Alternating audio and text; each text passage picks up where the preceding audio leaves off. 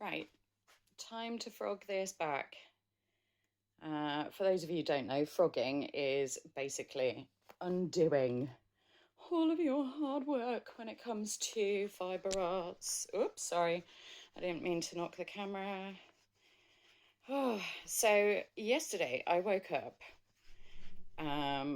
My brain, for the first time in ages, wasn't whispering terrible things to me. It was actually telling me that there was a problem with the blanket that I had been making. So this is my own design. It's corner to corner, which is a pretty standard way of making a big blanket. You start at one corner and work to the other end, hence the name. And I decided I would be adventurous and put a pattern in it. And I did a design, and then I did a second design to make sure that I had got it right. And then I got cracking on it, and as you can see, it's pretty big. I am about a third of the way through the entire blanket. Only to find that actually my brain wasn't whispering terrible things to me. It was telling me the truth, and there was a problem with my design. So now I have to frog it back. I have to unpick all of this hard work to get back to to a point where I can redo it. And it's so depressing. It is so depressing. There's something really satisfying about frogging.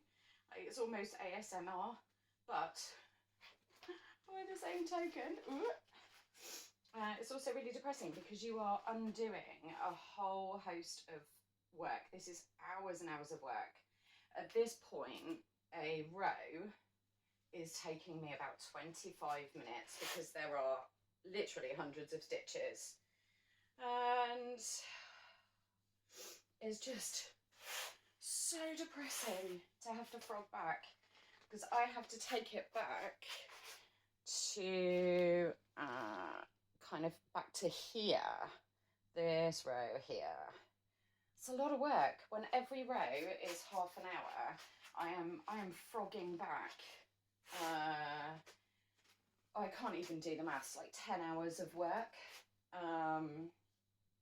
And it's depressing. I was talking to a friend about it yesterday, and you get to a point when you do a project like this, not everyone's like it, but me and my friend are both like it, where if you have to redo your work too often, because this is the second iteration of this blanket, and if you have to redo it and take it back to the beginning or even just a few rows, you can kind of lose love and motivation for it. I redid all of the design work yesterday. I did a quick, it's like a 7-second short on having to redesign it. And I did all of that for the joy of, working out a problem. I'm really proud of myself that I could work the problem out, that my brain had kind of gone, yeah, we've got a problem. And I was able to do, it's a 1/3 scale. I got kind of got the scale wrong on the text on the video, but I was able to do all of that. And I then spent the whole day putting off frogging this back because it is just too depressing. So I wanted to do a video about it because there's a trope when people pay someone to make them any item, and it doesn't have to be fibre arts, but I get it an awful lot with fibre arts. People don't want to pay you for your time. And like I said, I mean, this is, close to 30 hours worth of work so far. A blanket like this is around 200 hours. And people don't want to pay you for that time, despite the skill and practice and design work and everything else that goes into it. And there's a song that was made very popular on TikTok, that a lady wrote and sang. You know, it costs that much because it takes me effing hours, and it does. And people don't want to pay you for that, and they don't see all of the experimentation that goes into design work, and the fact that you can fall out of love with a project, even a project that you're making for yourself. You can absolutely fall out of love with it, and you have to then keep yourself motivated, and that can be really difficult, really difficult to keep yourself motivated. And I wanted people to see that even, you know, even people on YouTube feel that way. Like, and it can be any project. People fall out of love with any art or hobby project because of this kind of thing. So I want to normalize this. It is normal to get frustrated and disheartened and upset with what you're doing.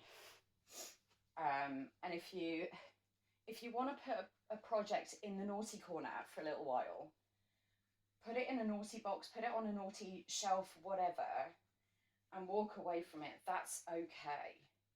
If you want to take it apart completely and make something else, do it.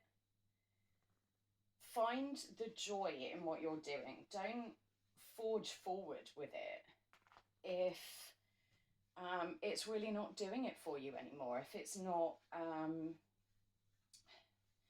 bringing you joy. Be creative for you and the joy of the thing. And reach out to people like me or other crafty friends and talk about it. Vent and get it off your chest, and then come up with a plan of how you can fix it. Sometimes talking to someone can help. Sometimes just sharing that feeling can help. So I want to know, have you ever, sorry, I didn't mean to hit the phone again. Have you ever had this issue? What did you do to get yourself out of the funk? Do you have any advice for keeping going?